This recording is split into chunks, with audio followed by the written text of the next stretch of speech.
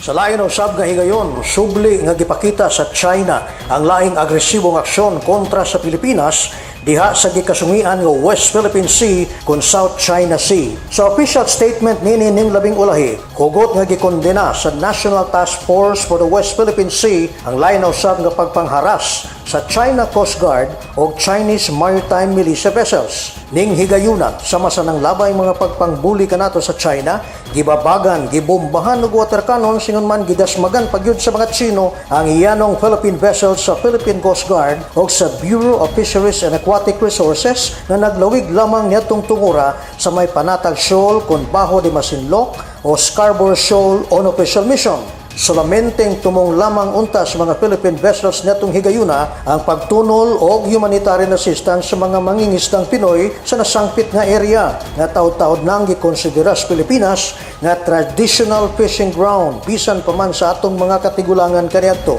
Matod sa National Task Force on the West Philippine Sea, kini nga latest maritime harassment kontra sa BRP Bagakay o BRP Bangkao, pagpamatuod lamang nga wa gyud plano bisan gamay ang China sa pagtahod o pagrespetar sa atong katungod sa maong area ubos sa gitawag nga internationally accepted norm kung talamdan nga 200 nautical mile exclusive economic zone kun EEZ.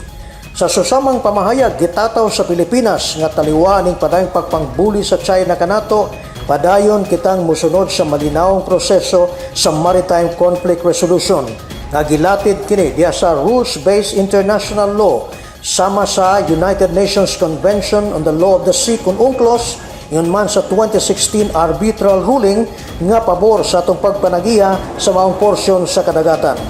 Kainumduman nga ning labing ulahi nabanhaw ang bangi sa West Philippine Sea human milutaw ang giingong Gentleman's Agreement tali nila ni kanhi Presidente Rodrigo Duterte o Chinese President Xi Jinping. Nilutaw usab ang laing argumento nga gani sa kapanahunan pa ni kanhi Presidente Noynoy Aquino, ubay-ubay na nga mga estrukturang Tsino ang nibarog sa maong kadagatan nga way nahimong aksyon bisan gamay ang kanhi rehimen.